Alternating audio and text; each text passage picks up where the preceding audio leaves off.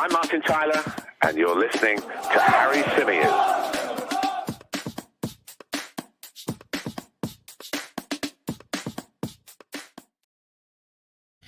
Hey everybody, and welcome back to the Chronicles of a Gooner, the Arsenal podcast, part of the 90 Min Football Network. As ever, I'm your host, Harry Symeou, and we're back with another edition of the press review after a couple of days off. Now, I had a lot of messages from people saying, what's happened to the podcast? What's happened to the show?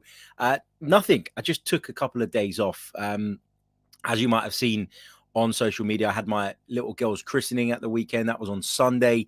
That took up quite a bit of my time over the weekend. And then, of course, on Monday, I was recovering because now at the tender age of 31 years old, I can no longer handle my drinking the way I used to. So I was a little bit lethargic, struggling a little bit on the Monday, and had various other bits of work that I needed to get done. So just took a few days away from the podcast. But sometimes it's needed.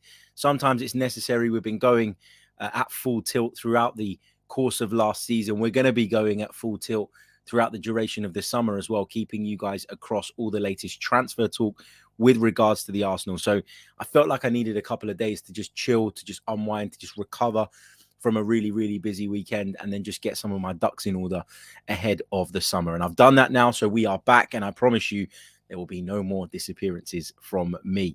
Lots of you in the live chat box. Hope you're all well. Big hello to Tamina, who joins us. Big hello to Derek, who asks a very, very interesting question. Derek, I'm going to ask you to just hold fire on that, and we'll come to it a little bit later on in the show. Big hello to Richard, to Martin, who says, hit the like on the way in, people. Yes, please, please do. Big hello to Chrissy, to Steve, to Troy, to James, to Antoine, who says, Harry, you're 5 minutes late, 100 quid off your wages. If only I got 100 quid for one of these episodes, then I wouldn't mind you docking me this just this once. Matt says, look who the cat's dragged in. I know I've been away for a couple of days, mate, but it ain't been that long. My God. Big hello to Trevor and to Biz Marcops, who says, hi, Harry, long time. Right. I hope you're all good. I hope you're all well. I want to start off today's show by just sort of, mentioning the fact that it's 3 years to the day since the sad passing of former Arsenal man Jose Antonio Reyes. Started to watch some of the videos around Reyes that were sort of doing the rounds on social media today. And I'm not going to lie, I got a little bit emotional. I always do with the Reyes thing, because for somebody who wasn't at the club for very long, and he wasn't at the club for a very, very long time, he still did enough in that time for me and showed enough to really kind of earn a place in sort of my affections as an Arsenal supporter.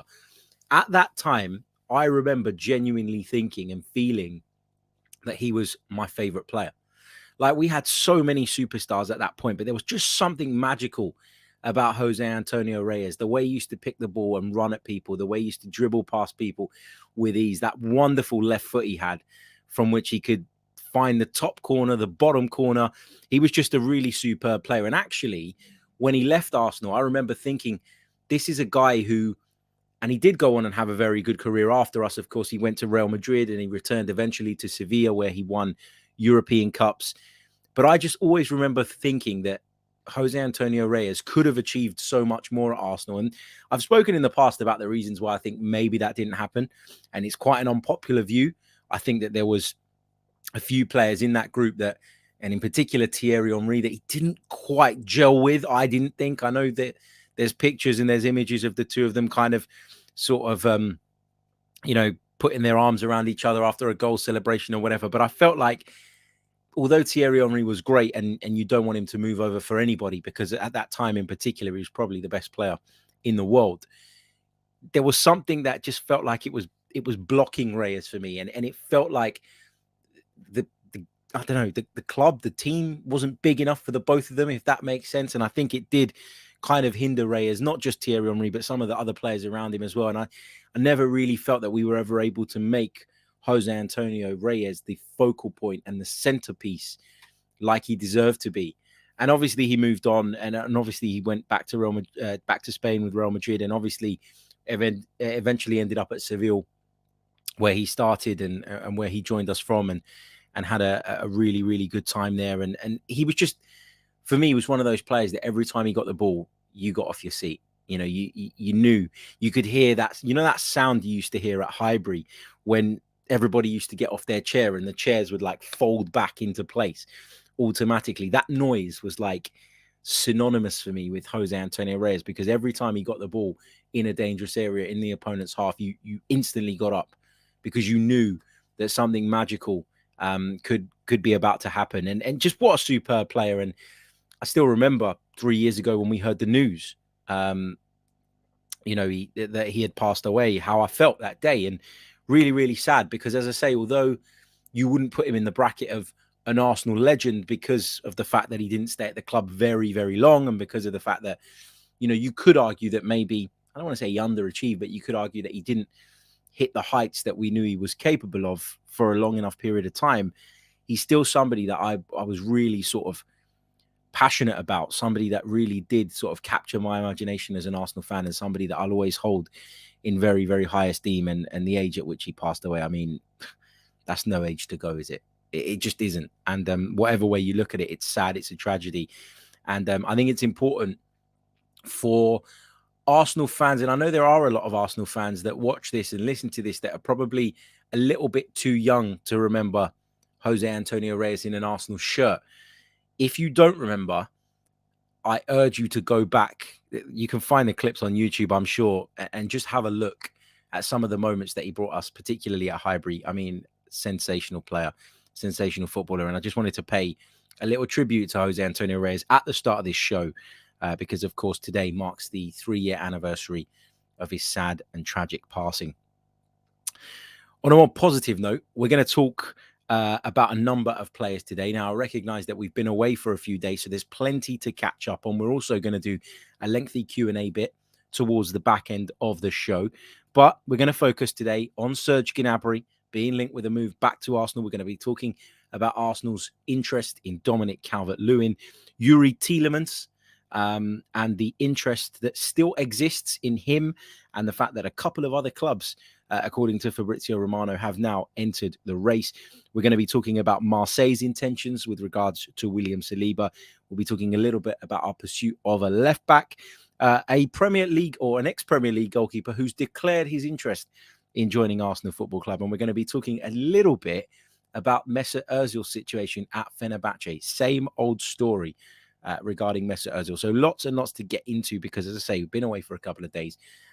So yeah, let's jump straight into it. In fact, let's start with the Serge Gnabry bit. Now, over the last few days, we've read and heard multiple reports that Serge Gnabry is on his way out of Bayern Munich, that he doesn't want to sign a contract, that Bayern Munich have set an asking price for the player. Now, all of us kind of looked at Serge Gnabry over the last few years and went, wow, we made a massive, massive mistake there. But let me take you back to how things looked and how things felt at the time, because it was one of those where at the time a lot of people went, well, maybe he's not going to make it at Arsenal, so let's let him go. And remember, he didn't go directly from Arsenal to Bayern Munich. He returned to Germany first, impressed in the Bundesliga. And I'm just trying to bring up exactly what the details of that deal were that took Serge Gnabry away from Arsenal. Let me have a look. Bear with me a second. It was a deal to Werder Bremen for £4.5 million. So if you cast your mind back, Serge Gnabry sort of broke into the Arsenal team and really did make a good impression. I remember watching him at the time and thinking, this lad has got it. This lad is brilliant. This lad is superb. And I can't wait to see more of him in the future. And then, of course, came the point where Arsene Wenger took the decision to loan him out. Now, I don't know how much of an influence Serge Gnabry had in that decision. Did he feel maybe that he wasn't getting enough game time, that he was at the point in his career where he needed to be playing more football? And did he push for it? Did he campaign for it? I don't really know is the honest truth to that. But he did end up joining West Bromwich Albion. And I think we could all see very, very quickly that was the wrong fit. It was the wrong style of football. It was the wrong club. It was the wrong profile of team. And he just wasn't going to fit in there. And he ended up going there on loan on the 7th of August, 2015. And by February 2016, the loan had ended. It wasn't working out. I think if I recall, he picked up an injury at that point and the loan spell was cut short. And then, of course, in that summer, Arsenal decided to sell him to Werder Bremen. Now, he went to Werder Bremen in a deal, as I say, worth £4.5 million. And then it was about a year after that Bayern Munich came in and signed him from Werder Bremen for £7.2 million. And what a bargain that has turned out to be. What a bargain. Now, this is the thing. The Bundesliga, obviously, financially is a very different place. The landscape is very, very different. And Bayern Munich have that ability, don't they, to be able to go into clubs, turn the heads of their star players, and normally do deals that are quite reasonable in terms of the funds. And so when I say that, I'm not surprised that Bayern Munich managed to get him for that type of money. But what was it exactly that led Bayern Munich to thinking this is a guy that, is the one for us? Well, when he went to Werder Bremen, he played 27 times, scoring 11 goals and providing 2 assists. So 13 goal contributions in 27 games. Now, that's good, but it's not like, wow. But clearly, Bayern Munich identified from way before he ended up at Werder Bremen that this guy had a lot of talent, had a lot of ability. And credit to Bayern Munich for taking, a low-risk punt on Serge Gnabry, but bringing him to a big club where he could flourish. And my word, has he flourished at Bayern Munich. 171 appearances so far for the Bundesliga side. 64 goals and 40 assists. That's 104 direct goal contributions in 171 games for Serge Gnabry. And he predominantly plays from that right-hand side. We do know, though, that Serge Gnabry is pretty comfortable playing from the left as well. And we do know that he can play in an attacking midfield position, that he can go into a kind of false nine type role if necessary as well. And the reason why this idea of bringing Serge Gnabry back appeals to me, perhaps more than anything, is the fact that, he's talented, but he's also just 26 years of age. Now, we've talked a lot about the type of profile and player that Arsenal are looking at the moment. And we talk often about the fact that it needs to be someone who's young enough to still improve and still develop and still hold sell-on value. It's got to be somebody who can grow with the rest of the team. But we have come to the point now, and I think Edu kind of prepared us, if you like, for this phase and this stage in the process at the start of the season, where we need to buy ready-made players who are ready to come in and impact now. And Serge Gnabry has been there, done it. He's gone to Bayern Munich. He's won a Champions League. He's won 4 Bundesliga titles. He's won the FIFA Club World Cup, the UEFA Super Cup, 2 German Cups. Of course, won a couple of FA Cups with the Gunners as well back in the day. He is somebody who's been there and done it, but he's still young enough to offer a lot for quite a long period of time. And you might think the first thought that comes to your mind may well be, well, he predominantly plays on the right and Bukayo Saka plays there. We've got to be able to effectively backfill that position.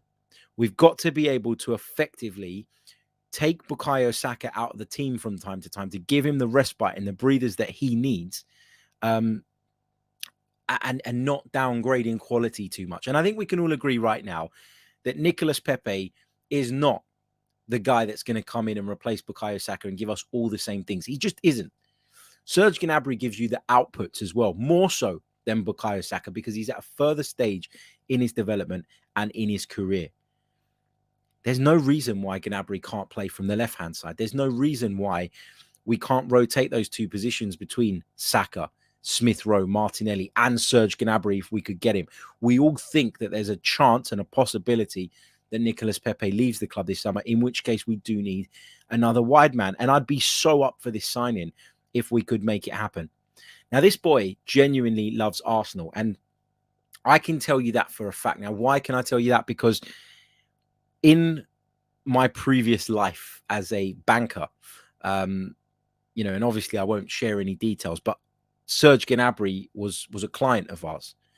And I remember meeting Serge Gnabry when he first arrived at the club, and when he was first kind of setting up his life in London, and having 2 or 3 long, extensive chats with the young man that was Serge Gnabry. And this was a very modest young man who didn't actually understand what an incredible talent he was at that time.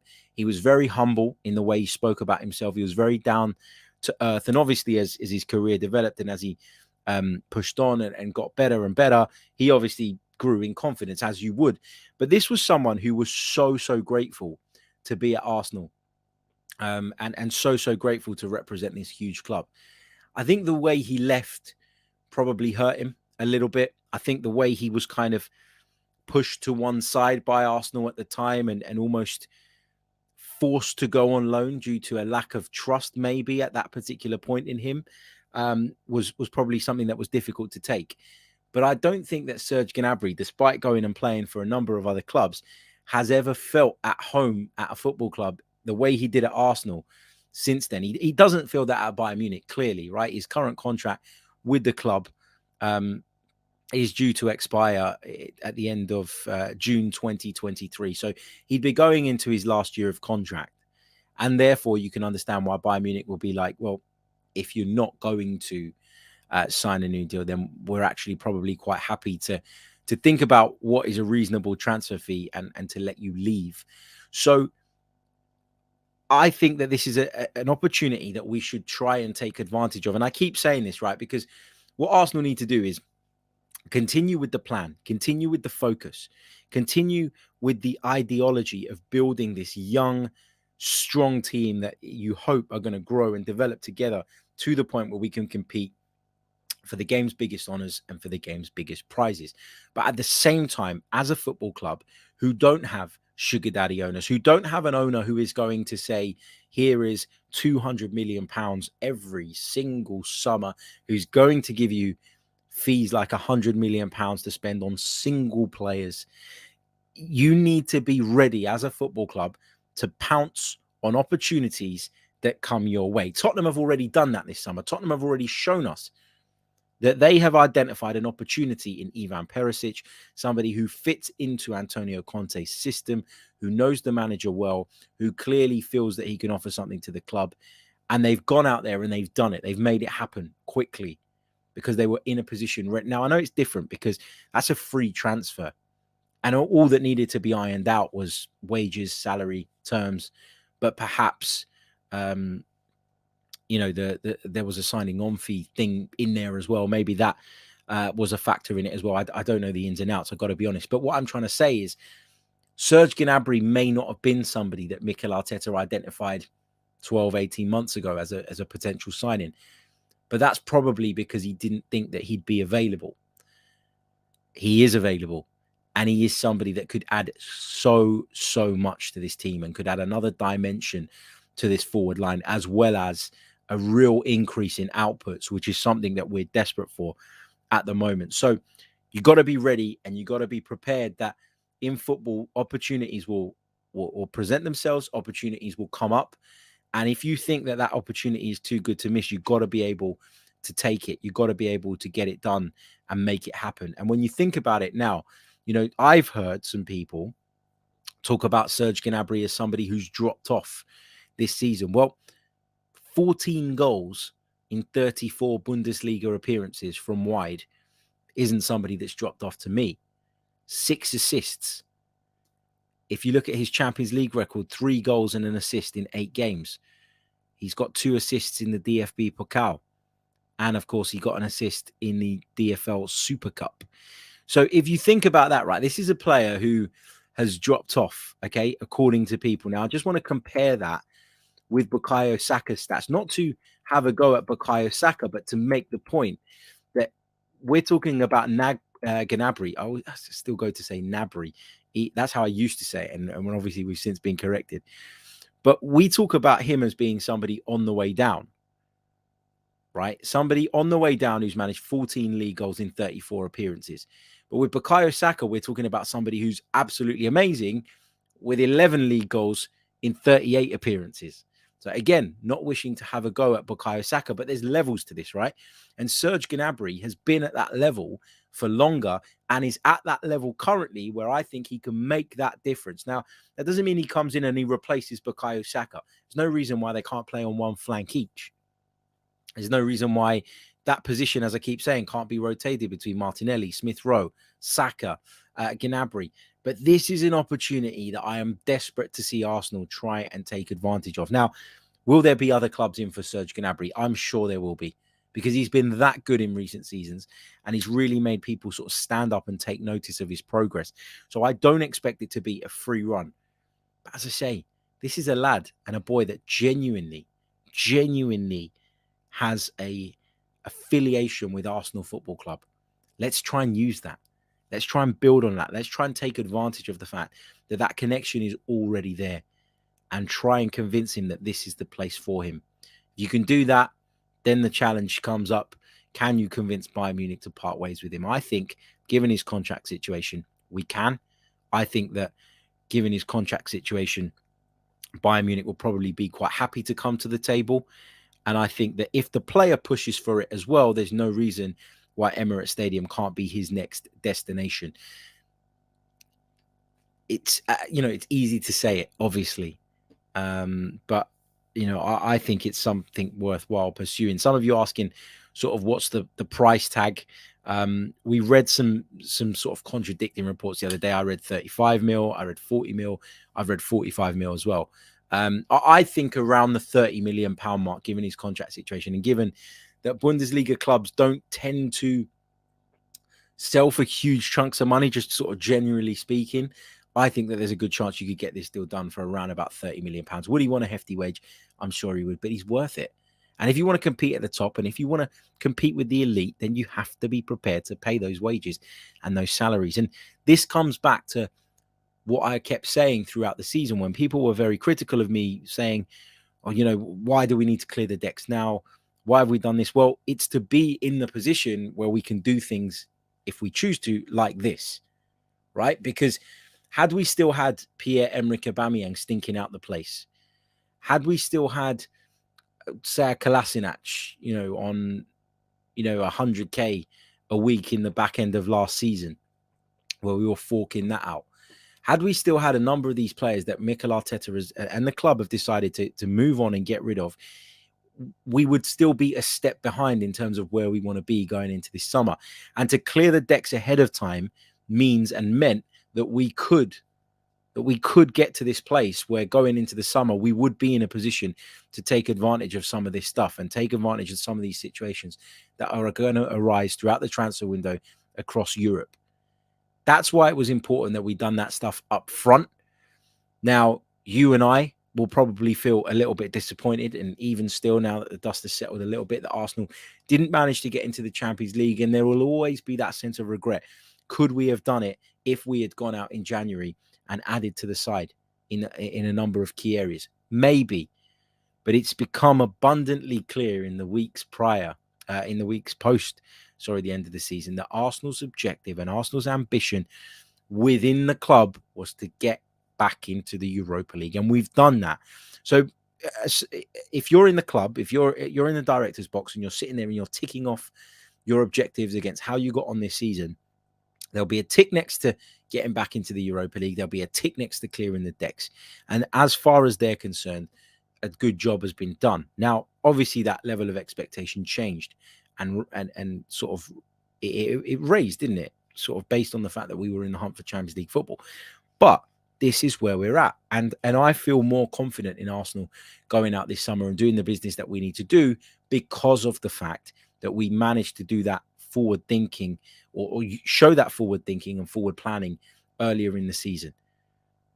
So, yeah, had we still been in a place where we're trying to deal with Aubameyang now, or we're trying to deal with this player or that player and trying to get these wages off our books and those wages off then I'd be like, well, now it's going to be an even slower process and we could miss the boat on a number of these potential targets. So it needed to be done. It was done. And you'd hope that sort of that decision to not add in January wasn't made in vain. You will hope that Arsenal will show that they were right to do that based on the business they do. And I said it, if we had to sacrifice the January window for a big summer, an important summer, then I was okay with that. If we don't have a big summer, if we don't go and bring in the players that we think are going to take this team to the next level and help us move forward, then it would have been a waste of time.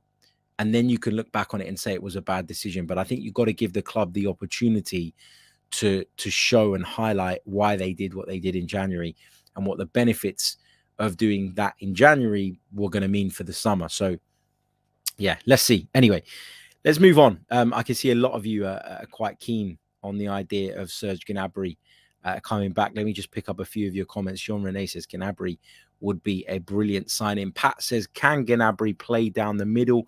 I wouldn't say it's his best position, and I wouldn't be signing him for that reason, but I don't think that he'd have too much of a problem sitting in there as a bit of a false nine, or just as a striker that can offer something in behind, which we don't currently have in or didn't have in Alexander Lacazette.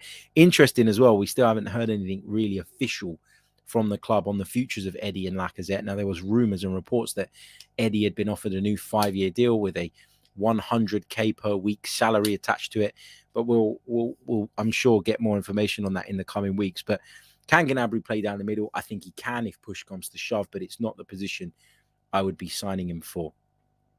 What else have we got? Irish Silk says, please tell me why Gnabry is going to want to play in the Europa in a non-attacking team with a plastic manager. Wake up, people. Gnabry Lemons. Look, this is the thing, right?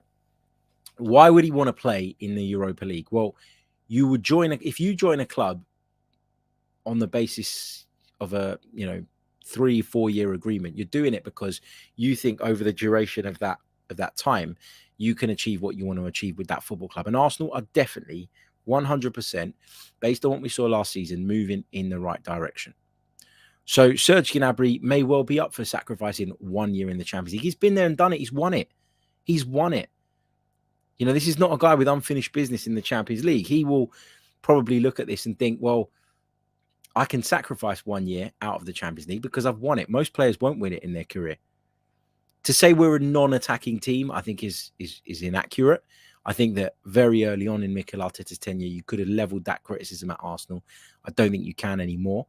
To call Mikel Arteta a plastic manager is exactly the type of baseless, cheap insult that for some reason sections of our fans continue to throw at him. I don't understand why. I don't understand why you wouldn't support your manager, why you wouldn't support your club. You can have opinions on certain decisions that he's made. I do as well. But I just think things like plastic manager, it's just nonsense, isn't it? It's just, you're just jumping on a bandwagon. It's just like being a Twitter troll. And I don't really understand this. Wake up, people. Gnabry Lemons. I mean, we've signed massive players when we've not been in the Champions League. Thomas Partey joined the club, did he not? The same people that say that Serge Gnabry would never consider it were saying the same thing about Thomas Partey, and he made the move. M. Back says, a great signing, in my opinion, talking about Gnabry, but can't be certain of any consistency from playing Bundesliga with Bayern moving into this Arsenal squad.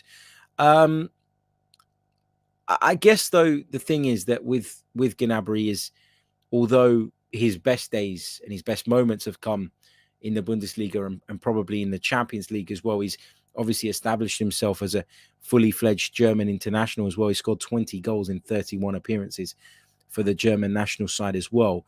He's not completely new to the Premier League. Like he will understand and know what is required of him to be a success in this league. And that gives me some comfort, I guess. But obviously, I agree that there is obviously a risk. And I say this all the time, there's always a risk of whether a player can translate form that was shown in a different competition into the one that we compete in. Certainly something to worry about and think about, I guess. But I take a bit of encouragement from the fact that Gnabry is new. Is not new, I beg your pardon, to the Premier League. And that should give him an indication of what's required and whether he's up for it or not, right? At the end of the day. Let's move on. Let's talk Dominic Calvert-Lewin, because according to some of the latest reports, Arsenal remain interested in Dominic Calvert-Lewin. And I've got to be honest, I'm not really massive on this. I have to say, I've said it for quite some time that I'm not sure that he's the one we want. 25 years old, obviously, Everton had a really, really difficult season. Last season, narrowly escaped relegation at the back end of the campaign. But Dominic Calvert-Lewin himself had a really difficult campaign as well. Injuries were a big problem for the Sheffield-born striker. He only managed 5 Premier League goals last season, only managed 17 appearances.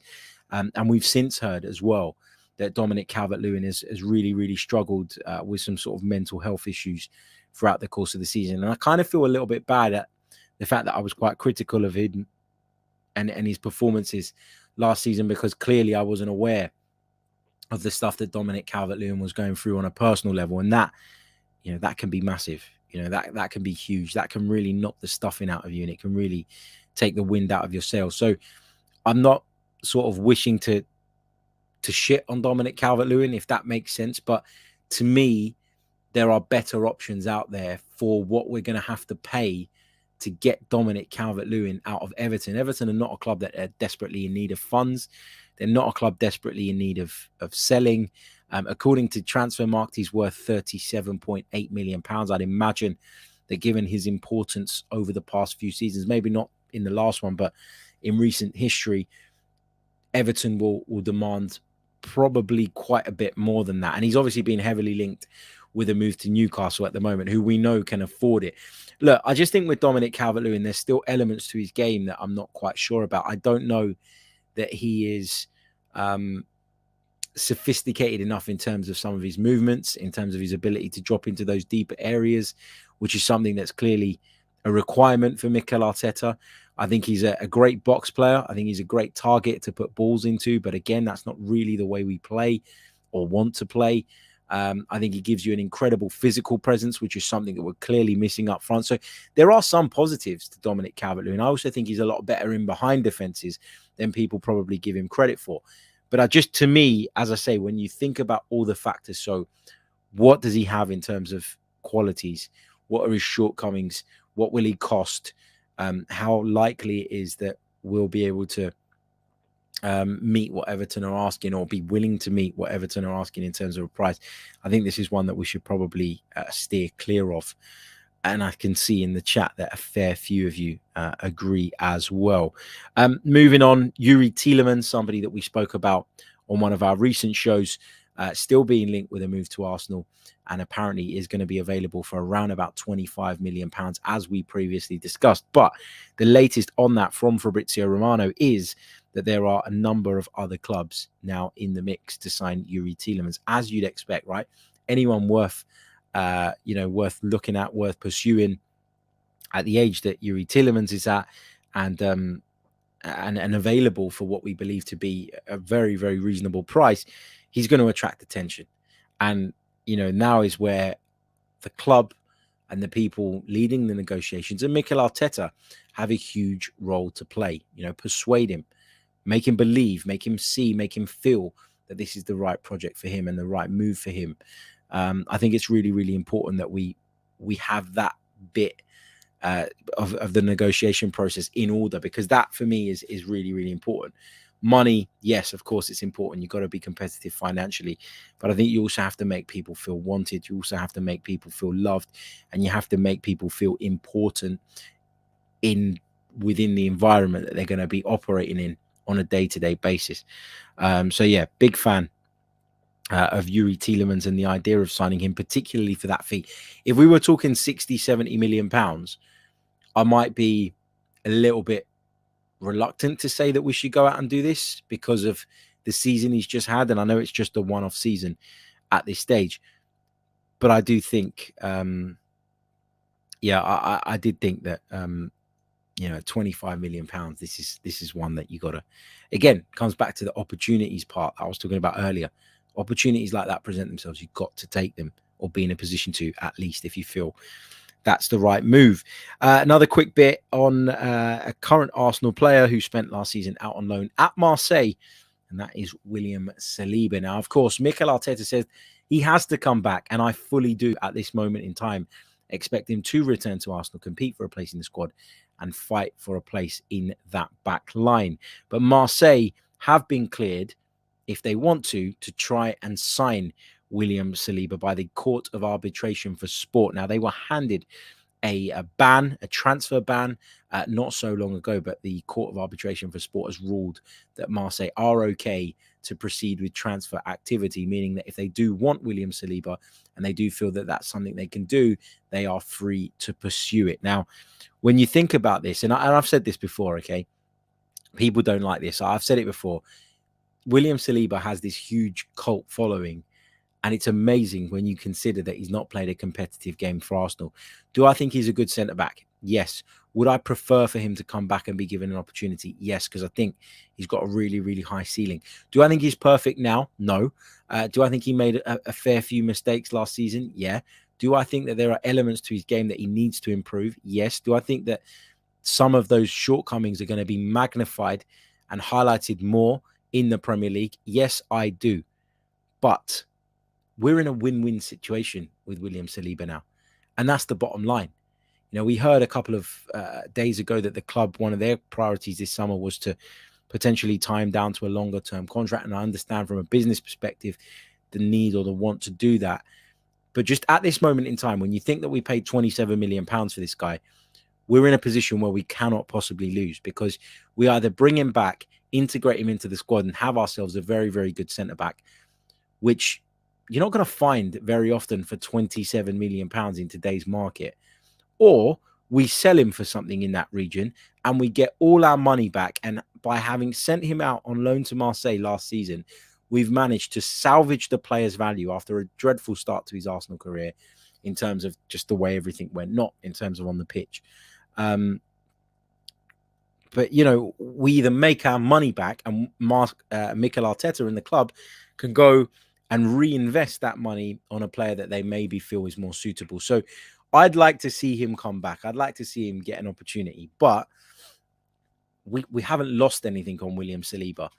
And when you looked at how that went, the first loan spell, the fact that he came back and was cast out in the cold, all of that, when you think about where that situation was, to salvage it to this point or to get it back to this point where we either make our money back or we have a great player on our hands is for me, you know, a win-win. I know people don't agree with that, but that's fine.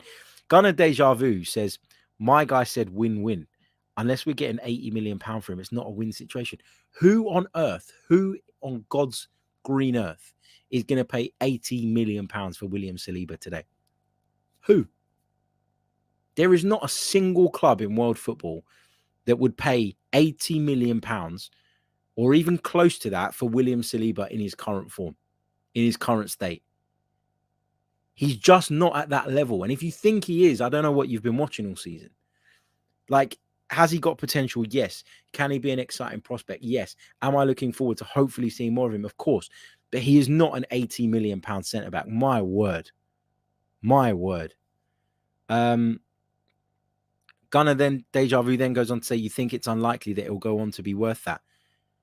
I can't say that he'll go on to be worth that.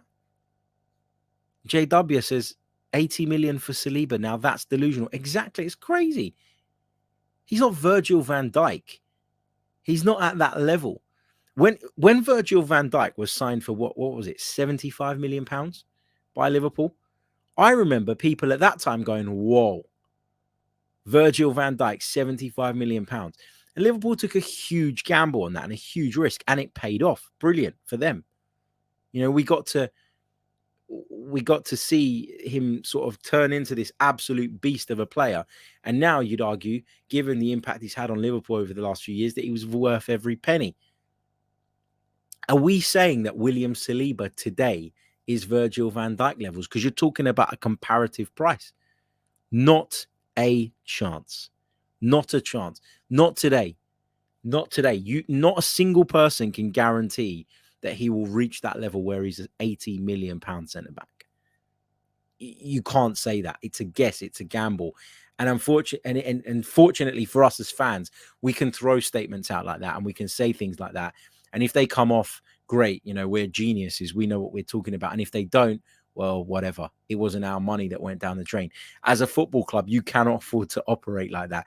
You cannot be deluded enough into believing that a centre-back who had a good season for Marseille in the French Ligue 1 is all of a sudden worth £80 million based on that alone.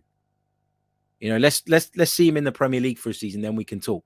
Then we can make a more accurate sort of, or come to a more accurate conclusion around what his level is, what he could be worth someday. We can try and predict his trajectory then, but we're not in a position today, I'm sorry, to say that William Saliba is an £80 million centre back. Therefore, unless we get that for him, we've lost out. That's pure guesswork. And as a football club, you have to take risks and you have to take gambles and you have to, put your faith in certain people. But my God, you can't be running a business on that basis. Like, you can't be running your football club on the basis of making wild estimations like that. Tom says, and thank you for the kind donation, mate. Really, really do appreciate it. He says, I want Saliba to come back and fight for a spot, but if we sell him for 40 or 50 million, then we're doing what Chelsea have done very well for years. That's the purpose of loaning players. Yeah, there's two purposes, right? One is they develop and they improve. Let me start that bit again. With a loan, first and foremost, it's about them going out, developing, playing football, putting themselves in the shop window, and then either being somebody that you can sell on for good money and you benefit that way, or somebody that can come into the side and give you something and has reached a higher level because of the experiences and the opportunities that they've been given. And as you say, Chelsea are a prime example of this. They've sent players out on loan, to certain football clubs, allowed them to flourish, allowed them to become really key members, and then been able to command big fees for them because of what they've shown. I mean, a good example of that right now is going to be Conor Gallagher, right? Chelsea are in a win-win position with Conor Gallagher. And this is what I was talking about with William Saliba. They've allowed a player to go out on loan to a lesser club, to flourish at that lesser club, to pick up lots of valuable experiences, to learn, to develop, and embed himself as a really, really important player in that club. Now, Chelsea are in the win-win situation now because they either go, Conor Gallagher, we want you back here, and you've developed and you've improved and you've got to the level now where we think that you can come back and help us. Or they say to Crystal Palace, if you really want this boy, give us 45 million pounds and you can have him. Either way, the club stand to benefit. And that's why the decision to loan William Saliba out, if he wasn't going to play at Arsenal, which has already been explained by Arteta and Edu, etc., was the right decision, because we now hold all the cards. We either sell him on, get our money, and go and invest it on someone that we think might be better suited to the team. And that's on the coach and on the club to decide whether that is the case. Or we bring him back. We bring back a much better player than the one that we signed initially, and we reintegrate him into the squad. So, yeah, that's where I'm at on that. Thank you, Tom, so much, mate, for your very, very kind donation. Really, really do appreciate it. Look, before we move on, I just want to quickly remind you guys that if you haven't done so already, please do hit the like button. There's over 300 of you with us live right now, but we've only got 70 likes on the board. There's no reason why we can't get that up to 150 ASAP. So please do hit that like button. And of course, if you're new, subscribe to the channel. Let's quickly touch on Arsenal's pursuit of a left back. We've been linked with a number of players already this summer. But of course, two of the names that are doing the rounds at the moment are Aaron Hickey and Federico Di Marco. Now, there's been a lot of talk about those two. And what I would say on this, I'm not going to go into it too much. What I would say on this is do go over to Tom Canton's The Gooner Talk TV and check out the breakdown that he did on these two players. It's a really good piece of content, really good eye-opener around these two players. And if you want to know a little bit more about those two names, then I highly recommend you check that out. So make sure you do that. Also, Ben Foster supposedly wants to join the Arsenal. He'd be happy to come in as a backup. I don't know about this. I don't. I think that we do need a bit of experience around the place because of the fact that Aaron Ramsdale is still a little bit wet between the ears, behind the ears, I beg your pardon, in some aspects. I think obviously he's had a lot of experience in terms of game time, relegations, disappointments, and things like that have shaped him as a character. But I do think sometimes he needs grounding a little bit. And I think that it would be a good idea to go out and bring in an experienced goalkeeper to kind of play second or third fiddle, depending on what your thoughts are on Matt Turner, who's obviously coming in and getting a bit of an understanding and an idea of what it takes to kind of, to win at the highest level, to succeed at the highest level. But Ben Foster's not that for me. Ben Foster seems like a great crack. He's probably, as someone said in the chat, he probably wants to make podcasts with Aaron Ramsdale. Yeah, and I'm sure they can do that in their spare time as well. But I'm not too keen on this. I got to be honest. I think there are other experienced goalkeepers that you could go out and bring in who would add the same thing to Aaron Ramsdale. And this is assuming that Bernd Leno leaves. He's been linked with a move away to Benfica in particular, and we're going to have to see what happens with that. But yeah, no, not for me. Not interested in this one. And the other thing I wanted to bring to you guys' attention before we jump into the Q&A is with regards to Mesut Ozil. Now, of course, in fact, let me bring this up. Hold on, because he put out a statement on Twitter talking about sort of his situation at the moment at Fenerbahce. Now, I was one of those people, I have to be honest, that at the time when we weren't playing him, at the beginning especially, was going, guys, like, what are we doing here, man? Like, we haven't got any creativity in the side, and we've got this guy who's proven time and time again that he can do that job. He can control games of football. He can unlock defenses. He can open up teams. And we've just cast him out into the cold. And I felt like we probably needed, as a football club, to put those differences to one side for the good of the team. And then you see him go elsewhere, and then you see these problems arise again. And when that happens, you have to start to ask questions about the individual and about the player himself. And I don't think, when you read this, you can have any more sort of complaints or any more. I don't know. I think basically what I'm trying to say is I think when you look back on this, you could probably make the case that Mikel Arteta and Arsenal were justified in taking the decision that they did. Mesut Ozil obviously has been cast aside now by Fenerbahce. And he says in a tweet today, recently I've had to make a statement regarding the allegations made about my career. I had completed my career goal by signing a 3.5-year contract, I beg your pardon, with Fenerbahce, my childhood love, without even getting paid for the 6 months. So according to him, he wasn't getting paid. I'm pretty sure he was being paid by Arsenal. But anyway, he then says, I repeat with emphasis, I will not end my career with any other team than Fenerbahce. For the duration of my contract, my only goal is to sweat our Çubuklu jersey, which is, I think, means yellow and blue jersey. This decision is very clear and final. So Mesut Ozil digging his heels in. He is going nowhere. He then finishes it off by saying, as per the requirements of professional life, if our management takes a decision about me, I will only respect this attitude. I will work hard and always keep myself ready. As I always say, the main thing is Fenerbahce, with my love and respect to the great Fenerbahce fans. Look, I'd be lying if I said I know the ins and outs of this, and I know categorically that Mesut Ozil is in the wrong. But this is the second football club now who have gone, there's something not right here, and we don't like the way you're applying yourself. And there's been some kind of fallout, and there's been some kind of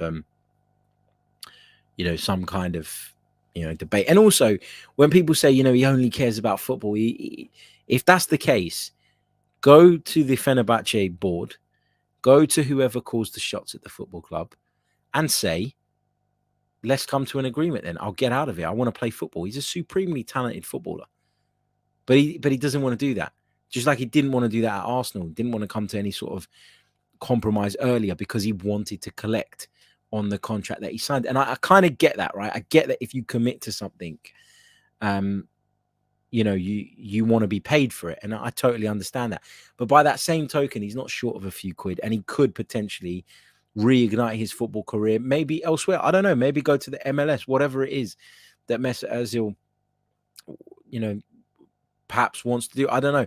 But I don't believe that I get the whole, Fenerbahce is my childhood club. But I don't believe that he wants to be there so much that he's willing to just sit there and ride this out for the next 3.5 years. Like, it doesn't make sense to me. But anyway, there's been a few incidents with him now, and you start to think that maybe, just maybe, Arsenal were correct in taking the action that they did. Okay, guys, we're going to take some of your questions for the last section of the show. So if you've got any, throw them in the chat. Just while you do that, I want to quickly remind you that if you haven't done so already, please do hit the like button and subscribe to the channel if you are new. Going to take a very, very short pause and be back with your questions. Okay, let's get back to it. Let's take this one from Ayoku, who says, "Good morning, Harry. Greetings from Canada. Any update on Osimhen?" No, not that I'm aware of. I think that Victor Osimhen, as I've said to you guys before, is one that Arsenal are rumoured to be looking at, rumoured to be considering. But I think that this is one that's going to be really, really difficult to achieve because of who we're dealing with in terms of Napoli and their current owner. Now, I don't doubt that Victor Osimhen would see this as an attractive proposition, a route into the Premier League, and an opportunity to earn a lot of money, more money than he's currently earning at Napoli, I'm sure. But as I say, I think that this is going to be one that if you're going to do it, you're going to need to pay, I don't know, 70, 80 million pounds. And I don't believe that, for example, if you're talking Gabriel Jesus at like 30, 35 million, let's say for argument's sake, I don't think Victor Osimhen is double as good a striker as him to justify that premium that you're going to have to pay. So again, maybe I'm thinking too much from a business perspective. Maybe I think too much from a financial perspective. And perhaps we do need that big, that big marquee signing, that big statement signing to really get the majority of the fans on side. But no, I'm not paying. I wouldn't pay that sort of money for Victor Osimhen. I think he's very, very well suited to Serie A. I've watched a lot of him this season. I think he brings a lot to that Napoli side. But as I always say about players making that move from Serie A to the Premier League, the physical advantages that some of these players have in the Serie A don't disappear when they come to the Premier League, but they do diminish in terms of their effectiveness, i.e. Romelu Lukaku. In the Serie A, he could bully everybody. He could outpace everybody. He was bigger and stronger than everybody. And he come to the Premier League, and it's not worked out for a number of reasons. But all of a sudden, that physicality that was so prominent in his game when he played in Italy is no longer as much an advantage in the Premier League as it was there. And I think that a lot of what Osimhen has would be sort of nullified as well by the move to the Premier League. So good striker. I'd obviously welcome him if he came, but 80 million pounds, 75 million pounds, which is around about what I think it's going to take to get him out of Napoli, just feels too excessive for me. Let's take this one from Halo Mateus, who says there are so many players that have run their contracts down this summer. Something that we're going to see a lot more of, by the way, over the coming years, I believe. I think Arsene Wenger was right to predict this, that players would decide that actually rather than saying, yes, sell me, I'll run down my contract and I'll collect a signing on fee, which goes into mine and my representatives' pockets and my family's pockets, as opposed to letting the clubs exchange those huge transfer fees. But Halo says there are so many players out of contract, players like Tarkowski, Tolisso, Saiss, Romagnoli, De Sciglio. I think several of these players would strengthen Arsenal. I think some of them might strengthen Arsenal in terms of adding a bit of depth, but there's not one name in that list, mate, that jumps out to me and is one that I think we definitely have to do. Like Tarkowski, someone we've been linked with in the past, not 100% sure on him. Corentin Tolisso, don't know. Saiss, not sure. Romagnoli promised so much in his early career, and for me hasn't really. I don't know. I'm not massively sold on Romagnoli. And De Sciglio feels like he's been around for an age, but again, it's a squad player, it's a depth player, and that's about it. Steve says, I have seen many posts criticising Arsenal for being slow bringing players in. Seeing as the window doesn't open till the 10th, do you feel that the criticism is premature? I think it's most of the time it comes prematurely during transfer windows because people seem to overlook the complexity of some of these deals and the value of these deals and what needs to be done in the background to facilitate them. So yeah, I think if you're criticising it now before the window's even open, then you need to give your head a wobble. Like, what are you doing? It's not physically possible to complete a transfer. It's possible to announce that one has been agreed. And it's much more easier to do that when you're talking about free agents, like in Spurs' case with Perisic. But yeah, people just need to chill a little bit. It's a long, old summer. Raz says, how many players do you think will sign this window? If I had to guess, I'm going to say 4. That's what I think we're probably going to do. And I'd rather 4 than 6 or 7, but 4 of a high caliber. I think that's important now. It's about quality, not quantity necessarily. Maxim says, would you use Martinelli as a third choice striker? I'd like to keep him as an option for that, but I think we need a specialist striker. I still don't see Gabby Martinelli as a specialist striker.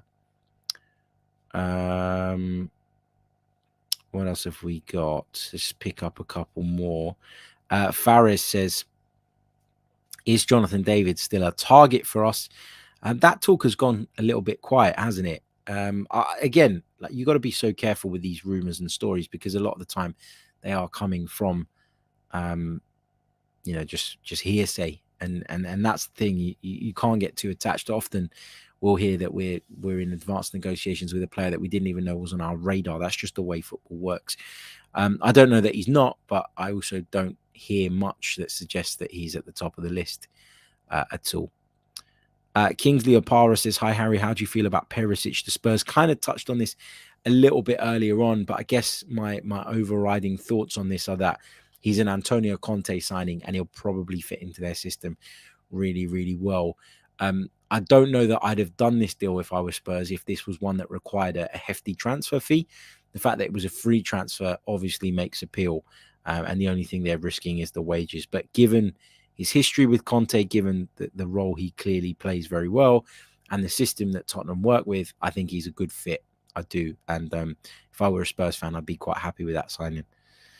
Christian says, one pair of signings, Dominic, Calvert-Lewin and Gnabry, or Jesus and Gakpo. Pick one. I'd rather Gnabry over Gakpo, but I'd rather Jesus over DCL. So if I'm going to have to pick one, I'm going to pick Jesus and Gakpo as a duo over Calvert-Lewin and Gnabry, just because I'm actually really sort of big on the thing that I don't think Calvert-Lewin is the guy now. What else have we got? We've got some people. Listen, put your questions in. I will get to as many as I can, but please don't post the same question like 15 times. It gets so confusing. What else have we got in the chat? My God, it is popping off. Christian says, haha, I made it tough. You did. Arthur says, comment. This is a comment from Uganda. What striker and midfielder do you want? Oh. What if I had a clean slate, if I could pick whoever? I don't know. Based on the people that we've been linked with, I'd quite like, if we got Jesus and Tielemans in, I'd be quite happy with that at this moment in time. And that's based on the ones that we're being linked with, right? I'm not going to sort of go down rabbit holes of players that we literally have no chance of signing. But yeah, those are probably the two I would pick. Jabu says, hi, Harry. Just joined. Do you think we need a Partey alternative if he gives us 15 games a season? Surely we need a capable challenger. Absolutely. We need to add in that midfield area. It's so important, because just like with Kieran Tierney, Thomas Partey's proven himself a player that we can't really rely on, and that's a problem. It's really hard to build a team and get consistency and stuff without having those, constant figures in there. And I do believe that Tomiyasu was in and out towards the end of the season. I do believe that if Partey and Tierney didn't pick up those injuries, Arsenal would have finished in the top 4 and quite comfortably. I think that was the difference. I think it made a big difference. According to Build, Bayern have increased their contract offer to Serge Gnabry. He'll be earning between 17 to 19 million euros a year if he signs the new deal. Can Arsenal offer a salary on that level? I believe we can. I do. And again, it goes back to what I was talking about earlier. That's the importance of clearing the decks. That's why it's important to not have an overloaded squad. And we've had that for many, many years. Mikel Arteta stripped it right back. You'd rather have slightly fewer players, but players of a higher caliber, because ultimately they're the guys that make the difference. And I do think Arsenal could probably match what Bayern are doing in terms of salary. Whether they'd want to on Serge Gnabry specifically as an individual remains to be seen. But I don't think that money is Arsenal's biggest problem right now. I think what's a bigger problem for Arsenal is the fact that we're not in the Champions League and the appeal, that we have as a result of that. Now, I'm not saying there's no appeal. I'd be contradicting myself. based on what I said earlier, I still think Arsenal as a football club have a huge appeal. But that Champions League factor does put others slightly ahead of us. I think the fact that we can offer London life and a route into the Premier League puts us into a very good position as well. Because London, if you've got money, is an incredible place to live. For those that are struggling, and I've been there, London is not the greatest place because everything is so bloody expensive, and travel's expensive, and going out to eat is expensive, and going for a coffee is expensive, and everything is expensive. But if you've got the pockets of a Premier League footballer, then you can have a hell of a time in London, and I think that appeals to a lot of people as well. Right, look, we're going to leave it there. We've been going for over an hour now. Thank you all so much for coming back to the show, and apologies again for the fact that I took a couple of days out. There won't be any more of those. We'll be coming with you, every day now throughout the summer, bringing you the latest stories, bringing you the latest news, and we'll be chucking in some additional content as well. There's lots and lots to keep us talking and chatting over the summer, and I will catch you all very, very soon. Enjoy your long weekend. I will be bringing you a show tomorrow at some point, but enjoy your long weekend here in the UK. We've got the Thursday, the Friday off to celebrate the Queen's Jubilee, 70 years on the throne. So we'll be enjoying some time off here in England, of course. But if you're anywhere else in the world, hope you have a nice couple of days as well and a good weekend. Don't worry, the content is going to keep coming, and I'll catch you all very, very soon with more. Until next time, take care of yourselves. Goodbye. I'm Martin Tyler, and you're listening to Harry Symeou.